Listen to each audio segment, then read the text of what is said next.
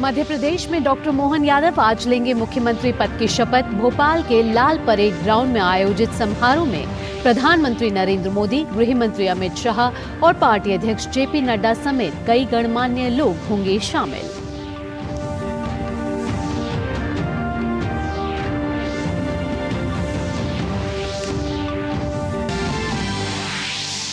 छत्तीसगढ़ में विष्णुदेव साय आज शाम लेंगे मुख्यमंत्री पद की शपथ। मुख्यमंत्री के अलावा 2 उप मुख्यमंत्री और कई मंत्री भी लेंगे शपथ। रायपुर में आयोजित समारोह में प्रधानमंत्री और गृह मंत्री समेत कई दिग्गज नेता होंगे शामिल।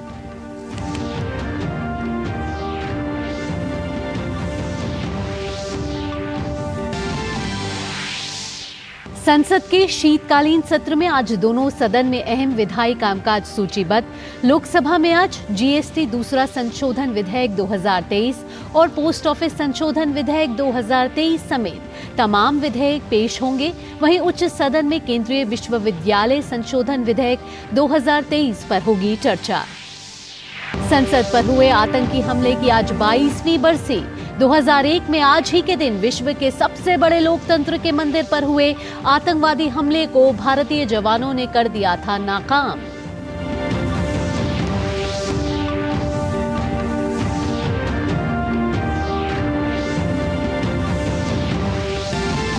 अंतर्राष्ट्रीय खबरों में संयुक्त राष्ट्र महासभा ने गजा में तत्काल युद्ध विराम का प्रस्ताव पारित किया।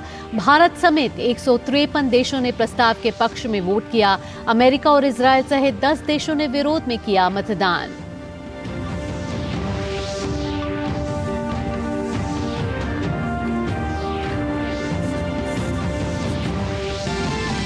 और खेल की खबरों में दक्षिण अफ्रीका में चल रही 3 मैचों की T20 सीरीज के दूसरे मुकाबले में दक्षिण अफ्रीका ने भारत को 5 रन से हराकर श्रृंखला में हासिल की 1-0 की बढ़त।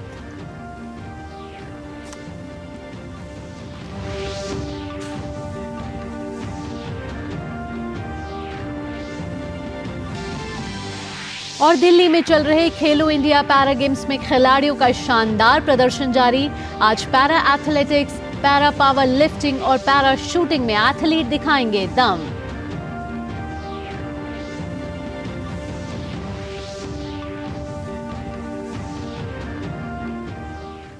नमस्कार, आप सभी का स्वागत है डीडी न्यूज पर। मैं हूं आपके साथ भावना नैयर। सुर्खियों के बाद अब खबरें विस्तार से। मध्य प्रदेश में भाजपा विधायक दल के नेता चुने गए डॉक्टर मोहन यादव आज राज्य के मुख्यमंत्री पद की शपथ लेंगे। शपथ ग्रहण कार्यक्रम भोपाल के लाल परेड ग्राउंड में होगा। मुख्यमंत्री के अलावा 2 उप मुख्यमंत्री और कई मंत्री भी शपथ लेंगे। विधायक दल की बैठक में राजेंद्र शुक्ला और जगदीश देवड़ा को उप मुख्यमंत्री बनाए जाने का फैसला किया गया था। शपथ ग्रहण समारोह में प्रधानमंत्री नरेंद्र मोदी, गृह मंत्री अमित शाह, पार्टी अध्यक्ष जेपी नड्डा समेत कई गणमान्य लोग समारोह में शामिल होंगे। लाल परेड ग्राउंड में होने वाले शपथ ग्रहण समारोह में करीब 2000 लोगों के बैठने की व्यवस्था की गई है। वहीं छत्तीसगढ़ में भी आज नई सरकार का गठन होगा। विष्णुदेव साय आज मुख्यमंत्री पद की शपथ लेंगे। राजधानी रायपुर के पुलिस परेड ग्राउंड में शपथ ग्रहण समारोह होगा। मुख्यमंत्री के अलावा 2 उप मुख्यमंत्री और कई मंत्री भी शपथ लेंगे। भाजपा की विधायक दल की बैठक में विजय शर्मा और अरुण साव को उप मुख्यमंत्री बनाए जाने का फैसला किया गया था। शपथ ग्रहण समारोह में प्रधानमंत्री नरेंद्र मोदी, गृह मंत्री अमित शाह, भाजपा अध्यक्ष जेपी नड्डा समेत कई दिग्गज नेता शामिल होंगे। शपथ ग्रहण समारोह के लिए तैयारियों को अंतिम रूप दिया जा रहा है। मध्य प्रदेश और छत्तीसगढ़ में आज होने वाले शपथ ग्रहण समारोह की तैयारियां अंतिम चरण में हैं। आइए देखते हैं हमारी खास रिपोर्ट। स्टेज सज रहा है, पंडाल लगाए जा रहे हैं। यह तैयारी है 2 राज्यों के मुख्यमंत्रियों की ताजपोशी की। बुधवार को मध्य प्रदेश और छत्तीसगढ़ के नए मुख्यमंत्री शपथ लेंगे। सबसे पहले बात करें मध्य प्रदेश की, तो नए मुख्यमंत्री मोहन यादव के शपथ ग्रहण समारोह की तैयारियां जोरों पर हैं। भोपाल के मोतीलाल नेहरू स्टेडियम में विशाल डोम तैयार किया जा रहा है। इसमें करीब 2000 लोगों के बैठने की व्यवस्था की जा रही है। प्रधानमंत्री नरेंद्र मोदी, गृह मंत्री अमित शाह, पार्टी अध्यक्ष जेपी नड्डा समेत कई गणमान्य लोग समारोह में शामिल होंगे। मध्य प्रदेश में मुख्यमंत्री मोहन यादव के साथ राजेंद्र शुक्ला और जगदीश देवड़ा को उप मुख्यमंत्री बनाया गया है। हमारे जो मार्गदर्शक हैं माननीय प्रधानमंत्री जी, माननीय गृह मंत्री जी, नड्डा जी, माननीय योगी जी, उन सब के लिए हम तैयारी कर रहे हैं। प्रदेश में भारतीय जनता पार्टी को प्रचंड बहुमत की सरकार बनी है और भाजपा के लिए पूरा देश वर्तमान में एक विशेष निगाह से देखता है। तो कई हमारे लिए प्रदेश में और बड़ी संभावना सरकार के आधार पर भी और आम जनता की गरिमा के हिसाब से कार्यक्रम करने की बनती है। मध्य प्रदेश के 20वें मुख्यमंत्री के तौर पर मोहन यादव इसी मोतीलाल नेहरू स्टेडियम में शपथ ग्रहण करेंगे और इस शपथ ग्रहण कार्यक्रम में शामिल होने भारत के प्रधानमंत्री नरेंद्र मोदी पहुंच रहे हैं। और मोहन यादव के साथ अगर देखें तो 2 डिप्टी सीएम राजेंद्र शुक्ल और जगदीश देवड़ा भी उप मुख्यमंत्री पद की शपथ लेंगे और पूरी कैबिनेट जो है उसका शपथ ग्रहण भी जो है इस मोतीलाल नेहरू स्टेडियम में होगा। उधर छत्तीसगढ़ विधानसभा चुनाव में ऐतिहासिक बहुमत जुटाने वाली भाजपा बुधवार को होने वाले शपथ ग्रहण समारोह को भी ऐतिहासिक बनाने की तैयारी कर रही है। रायपुर के पुलिस ग्राउंड में विष्णुदेव साय और उनकी कैबिनेट शपथ लेगी। शासन प्रशासन के अधिकारियों और भाजपा के वरिष्ठ नेताओं की ओर से समारोह की सुरक्षा और अन्य जरूरी व्यवस्था को अंतिम रूप दिया जा रहा है। इस बीच छत्तीसगढ़ के राज्यपाल विश्वभूषण हरिचंद से मंगलवार को राजभवन में बीजेपी विधायक दल के नेता और नामित मुख्यमंत्री विष्णुदेव साय ने मुलाकात की। इस दौरान शपथ ग्रहण की तैयारियों एवं प्रदेश हित से संबंधित विषयों पर चर्चा की गई। दोनों ने एक दूसरे को शॉल भेंट कर उनका स्वागत और अभिनंदन किया। उससे पहले मनोनीत मुख्यमंत्री विष्णुदेव साय रायपुर के राम मंदिर पहुंचे। विष्णुदेव साय ने कहा कि बीजेपी ने उन्हें इस पद के लिए चुना है और वह छत्तीसगढ़ के विकास को लेकर आने वाले 5 सालों में हर संभव प्रयास करेंगे। छत्तीसगढ़ में भाजपा ने उप मुख्यमंत्री विजय शर्मा और अरुण साव को बनाया है, तो वहीं पूर्व सीएम रमन सिंह को स्पीकर बनाया गया है। भारतीय जनता पार्टी ने छत्तीसगढ़ प्रदेश के मुख्यमंत्री का दायित्व सौंपा है और ये मुख्यमंत्री का दायित्व बहुत चुनौती भरा है और आज हम भगवान राम के दरबार में आए थे उनसे आशीर्वाद लेने कि अब ताज तो मिल गया लेकिन इसको 5 साल ठीक से निभा पाएं, छत्तीसगढ़ का सभी वर्गों का समुचित विकास कर पाएं, छत्तीसगढ़ पूरे देश में विकास की दृष्टि से अपना एक अच्छा स्थान बनाए। गौरतलब है कि भाजपा ने मध्य प्रदेश की सत्ता पर अपना दबदबा कायम रखा। विधानसभा चुनाव में भाजपा ने कांग्रेस को बुरी तरह से मात दी, तो वहीं छत्तीसगढ़ में कांग्रेस को सत्ता से उखाड़ फेंका। पार्टी ने राज्य विधानसभा की 90 सीटों में 54 सीटें जीत लीं, जबकि कांग्रेस को 35 सीटों से ही संतोष करना पड़ा। Bureau report, DD news. Lok Sabha में आज वित्त मंत्री निर्मला सीतारमण केंद्रीय वस्तु एवं सेवा कर दूसरा संशोधन विधेयक 2023 और प्रोविजनल कलेक्शन ऑफ टैक्सेस विधेयक 2023 को लोकसभा में पेश करेंगे। इसके अलावा संचार मंत्री अश्विनी वैष्णव पोस्ट ऑफिस संशोधन विधेयक 2023 को चर्चा के बाद पारित कराने के लिए सदन में रखेंगे। राज्यसभा पहले ही इस विधेयक को पारित करा चुकी है। राज्यसभा में कानून मंत्री अर्जुन राम मेघवाल निरसन और संशोधन विधेयक 2023 को चर्चा और पारित करने के लिए रखेंगे। इसके अलावा शिक्षा मंत्री धर्मेंद्र प्रधान केंद्रीय विश्वविद्यालय संशोधन विधेयक 2023 को सदन में चर्चा के बाद पारित करने का प्रस्ताव करेंगे। लोकसभा इस बिल को पहले ही पारित कर चुकी है।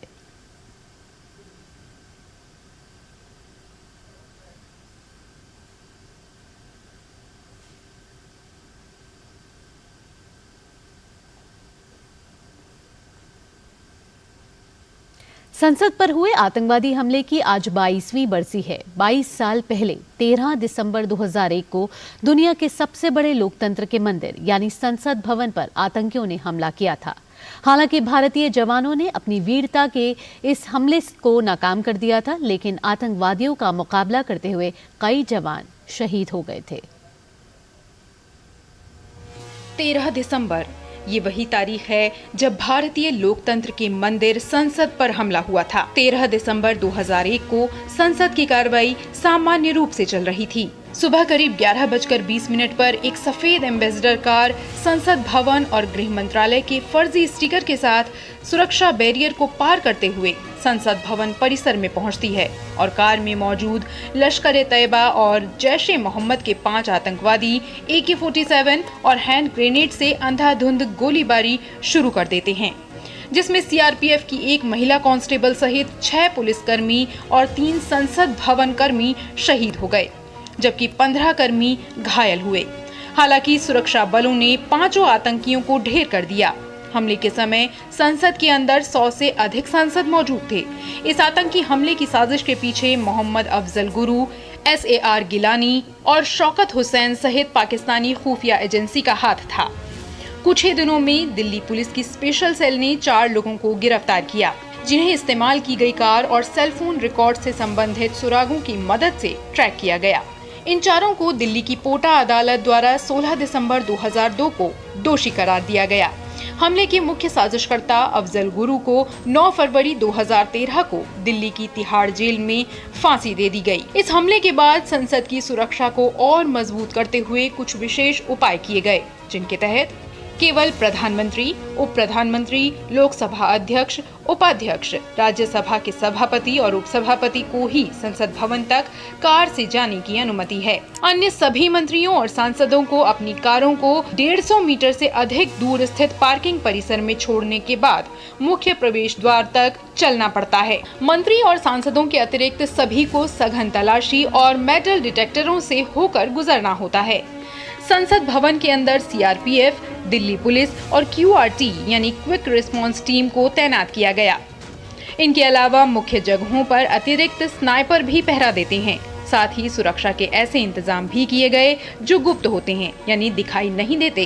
किसी भी अप्रिय स्थिति को रोकने के लिए आतंक निरोधी दस्ते लगातार औचक निरीक्षण करते रहते हैं। उच्च तकनीक वाले उपकरण जैसे बूम बैरियर्स और टायर बस्टर्स लगाए गए, जिन पर करीब 100 करोड़ रुपए व्यय हुए। इसके अलावा संसद के अंदर गार्ड्स को मंत्रियों और सांसदों के साथ आने वाले सहायकों, पत्रकारों, आशुलिपिकों और संसद कर्मचारियों को पहचानने के लिए भी प्रशिक्षित किया जाता है। साथ ही गार्ड्स को संसद भवन परिसर के अंदर काम करने वाले माली, सफाई कर्मियों और अन्य कर्मियों को पहचानने के लिए भी प्रशिक्षित किया जाता है। वे सभी अनिवार्य रूप से पहचान पत्र रखते हैं, जिसे समय समय पर गृह मंत्रालय द्वारा रिन्यू किया जाता है। संसद हमले में शहीद हुए सभी जवानों को उनकी सेवा और सर्वोच्च बलिदान के लिए देश नमन करता है। लोकतंत्र के मंदिर की सुरक्षा के लिए उनका समर्पण हर नागरिक को प्रेरणा देता रहेगा। साथ ही मानवता के दुश्मनों को ये स्पष्ट संदेश भी है कि देश की ओर आंख उठाकर देखने वालों को बख्शा नहीं जाएगा। आइए अब बढ़ते हैं अगली खबर की ओर। राष्ट्रीय आपदा प्रबंधन प्राधिकरण यानी NDMA के सलाहकार कुणाल सत्यार्थी की अध्यक्षता में 6 सदस्यीय केंद्रीय समिति ने मंगलवार को तमिलनाडु में चक्रवात मिगजॉम के कारण हुए नुकसान का जायजा लिया। इससे पहले केंद्रीय टीम ने तमिलनाडु के मुख्य सचिव शिवदास मीणा के साथ बैठक भी की। प्राकृतिक आपदा से प्रभावित क्षेत्रों का बारीकी से निरीक्षण करने के लिए टीम को 2 भागों में बांटा गया है।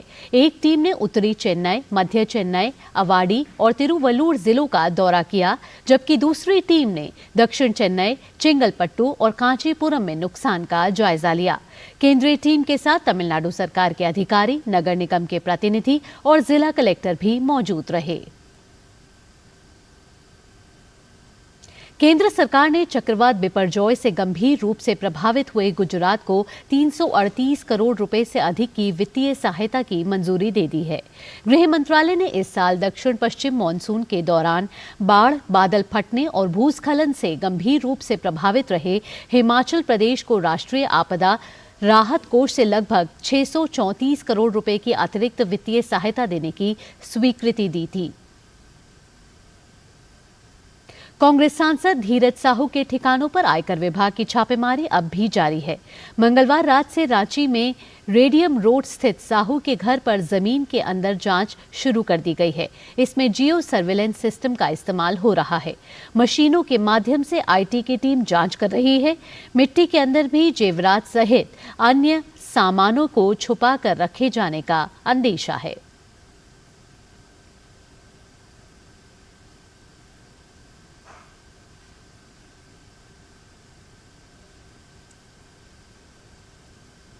बुलेटिन में अब वक्त विकसित भारत संकल्प यात्रा से जुड़ी खबरों का।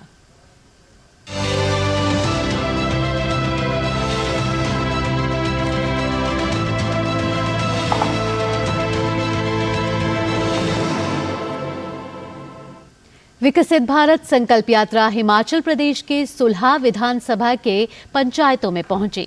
यात्रा में जहां केंद्र सरकार द्वारा चलाई जा रही विभिन्न कल्याणकारी योजनाओं की दी गई जानकारी, तो वहीं लाभार्थियों ने मेरी कहानी मेरी जुबानी के माध्यम से अपनी सफलता की कहानी साझा की।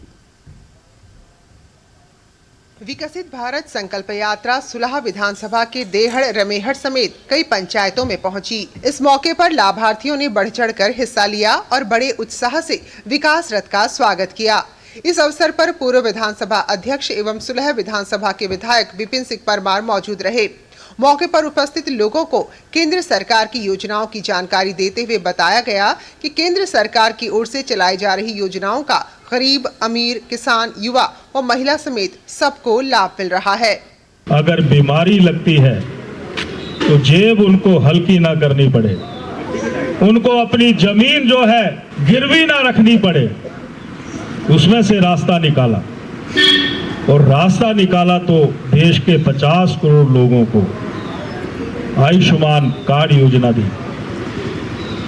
देहड़ निवासियों, आपके यहाँ पर भी 200 कार्ड है। आपके यहाँ पर 450 लाभार्थी किसान सम्मान निधि के हैं। ये सुरक्षा चक्कर है, ये गारंटी है। लोगों को योजनाओं की जानकारी तो दी ही जा रही है, साथ ही हाथों हाथ समस्याओं का निराकरण भी हो रहा है। शिविर में लोगों का चेकअप किया जा रहा है। लाभार्थियों ने बताया कि योजनाओं की वजह से उनका जीवन स्तर काफी सुधर गया है। मैं राष्ट्रीय ग्रामीण आजीविका मिशन के तहत स्वयं सहायता समूह से जुड़ी हूं और इससे मुझे समूह सखी का कार्य मिला है, जिससे मैं सभी विभिन्न पंचायतों में जाकर अपना कार्य करती हूं। मैं जो किसान मोदी के वो 6,000 रुपये आते हैं, हम कृषि मित्र के लिए और खेती के लिए यूज कर रहे हैं और हम सब्जी वगैरह लगाते हैं, हमें उससे बेनिफिट हो रहा है। मुझे प्रधानमंत्री आवास योजना का मकान मिला है और पहले मेरा मकान कच्चा था, अब पक्का मकान बना रही हैं, अच्छे से रह रही हैं, सब ठीक ठाक चल रहा है। इसके लिए सरकार का बहुत बहुत धन्यवाद। उज्ज्वला गैस मिली मुझे, पहले चूल्हा बाल दे, बड़ा धन्यवाद। सरकार की प्रमुख योजनाओं को जन जन तक पहुंचाने के लिए देश भर में विकसित भारत संकल्प यात्रा शुरू की गई है, ताकि ये सुनिश्चित किया जा सके कि इन योजनाओं का लाभ सभी लक्षित लाभार्थियों तक समयबद्ध तरीके से पहुंच सके। Bureau report, DD news. विकसित भारत संकल्प यात्रा देश भर में अनवरत जारी है। हर दिन योजना का लाभ उठाने वालों की संख्या बढ़ती जा रही है। नैनीताल के गांव कुंवरपुर से देखिए हमारी एक खास रिपोर्ट। नैनीताल जिले के गांव कुंवरपुर में विकसित भारत संकल्प यात्रा का आयोजन किया गया। इस दौरान स्थानीय निवासियों को जिले भर से आए विभिन्न विभागों के अधिकारियों ने केंद्र और राज्य सरकार की जन कल्याणकारी योजनाओं की जानकारी दी। वहीं लाभार्थियों ने इसके फायदे गिनवाए। कोई आयुष्मान कार्ड से अपने परिजनों का इलाज निःशुल्क करवा पाया, तो किसी का जीवन किसान सम्मान निधि योजना से सुधर गया। ससुर जी का ब्रजलाल में ऑपरेशन कराया था, तो उस समय हमने अपना पैसा दिया था। उसके बाद हमारा वो पैसा हमारे खाते में आ गया था, जिसमें सरकार द्वारा ये आयुष्मान कार्ड लगाया था और आयुष्मान कार्ड द्वारा हमें पूरी सेवा दी गई। मुझे जो है पिछले 4 साल से जो है किसान सम्मान निधि बराबर मिल रही है।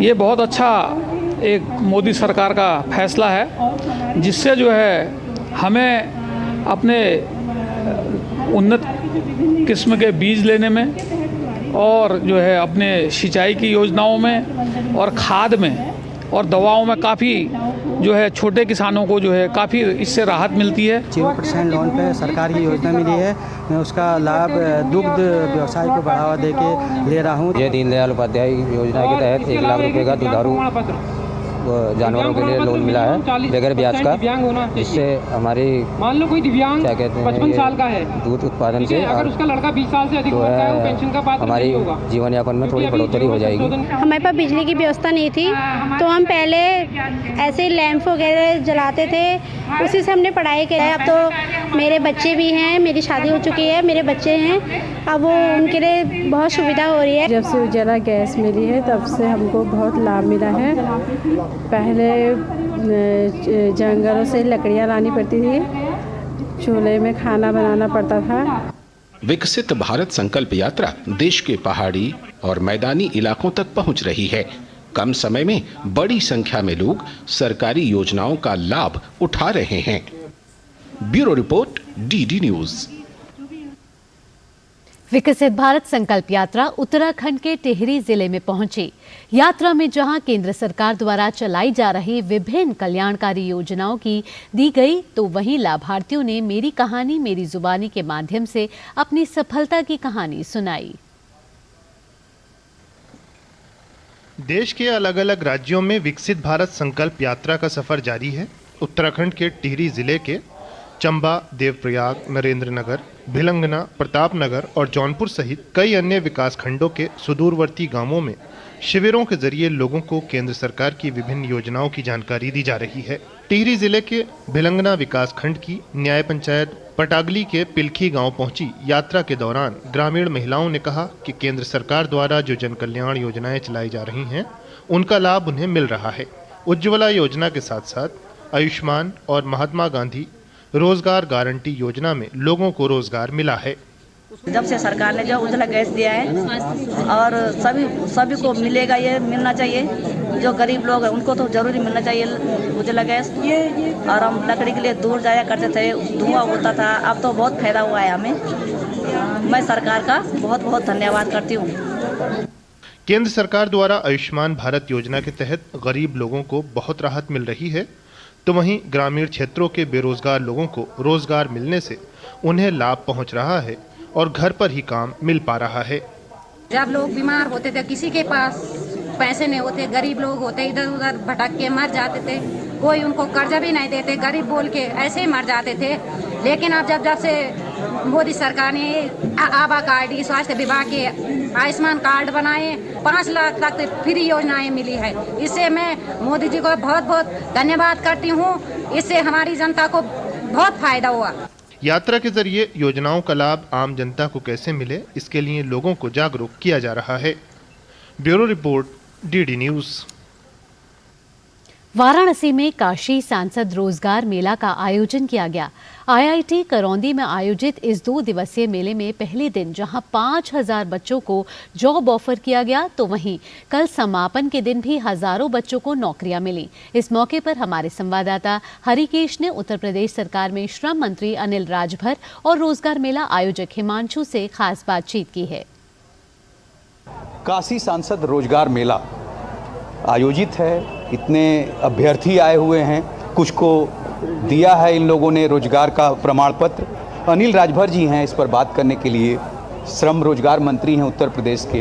क्या कहेंगे आप काशी सांसद रोजगार मेले? पिछले 6 साल में 8 लाख से भी ज़्यादा लोगों को हमने निजी क्षेत्र में सेवायोजित किया है। अभी सांसद रोजगार मेले की चर्चा करें अगर हम, तो समझिए कि 5000 से ज़्यादा 9 तारीख को जो प्रथम चरण था, उस दिन लोगों को रोजगार से जोड़ा गया और आज 15000 से भी ज़्यादा ये संख्या बढ़ने वाली है। भारतीय जनता पार्टी भी लगी हुई है इसके प्रचार प्रसार में कि युवा इसको जाने और जागरूक होकर इस तरह के रोजगार मेलों में आएँ। काशी के, वाराणसी के जिलाध्यक्ष हंसराज विश्वकर्मा जी हैं, आप किस तरह से युवाओं को जोड़ रहे हैं इस रोजगार मेले से? सरकारी सेक्टर में 8 लाख से ज़्यादा उन्होंने नौकरी सरकारी सेक्टर में दे दिया है और कई लाख जो है बेरोजगारों को प्राइवेट निजी सेक्टर में काम देने का काम किया है। बहुत ही भव्य दिव्य आयोजन हुआ और इसकी जो जिम्मेदारी जिले भर की थी इस रोजगार मेले को आयोजित करने की, वो यहाँ के सीडीओ हिमांशु नागपाल जी के कंधों पर थी। हिमांशु जी, कैसा रहा? कितनी कंपनियाँ आईं और कितने लोगों को रोजगार मिला? दुनिया भर की अलग अलग कंपनीज इंटरनेशनल प्लेसमेंट्स के लिए भी यहाँ पर आई। पहले दिन 9 तारीख को 154 कंपनीज, 154 कंपनीज, जिनमें 5098 बच्चे सेवायोजित हुए। और आज दूसरे दिन भी हमारी 12 तारीख को 150 से ऊपर कंपनियां अलग अलग वैकेंसीज़ के साथ 15000 से ऊपर वैकेंसीज लेकर आई हैं। जो भी युवा यहाँ पर आए हैं वो निराश न हों, यही उस उद्देश्य है इस रोजगार मेले का। और उम्मीद करते हैं कि जो आज यहाँ पर आए हैं उन अच्छी प्रगति के साथ इस मेले में अवसर प्राप्त कर पाएंगे रोजगार का। कैमरा पर्सन मनीष सिंह के साथ doctor हिकेश Bahadur Singh Gautam, DD news, Varanasi. वक्त है अब अंतर्राष्ट्रीय खबरों पर नजर डालने का। संयुक्त राष्ट्र महासभा ने गजा में तत्काल युद्ध विराम का प्रस्ताव पारित किया है। संयुक्त राष्ट्र के सभी 193 सदस्य राष्ट्रों में से प्रस्ताव के पक्ष में 153 ने वोट दिए हैं। इसमें भारत भी शामिल रहा। अमेरिका और इजरायल सहित 10 देशों ने विरोध में मतदान किया, जबकि 23 देशों ने मतदान नहीं किया। महासभा में मतदान वैश्विक शांति और सुरक्षा के लिए जिम्मेदार सुरक्षा परिषद के बार बार ऐसा आह्वान करने में विफल रहने के बाद हुआ। शुक्रवार को इजरायल के सबसे शक्तिशाली सहयोगी और सुरक्षा परिषद के केवल 5 स्थायी सदस्यों में से एक अमेरिका ने युद्ध विराम के लिए अपना वीटो का इस्तेमाल किया था। यूएन महासभा में गजा में युद्ध विराम प्रस्ताव पर संयुक्त राष्ट्र में भारत की स्थायी प्रतिनिधि रुचिरा कंबोज ने कहा है कि सभी परिस्थितियों में अंतर्राष्ट्रीय मानवीय कानून का पालन होना चाहिए। उन्होंने कहा कि भारत ने हमेशा इजरायल फिलिस्तीन मुद्दे पर बातचीत के माध्यम से 2 राज्य समाधान का समर्थन किया है।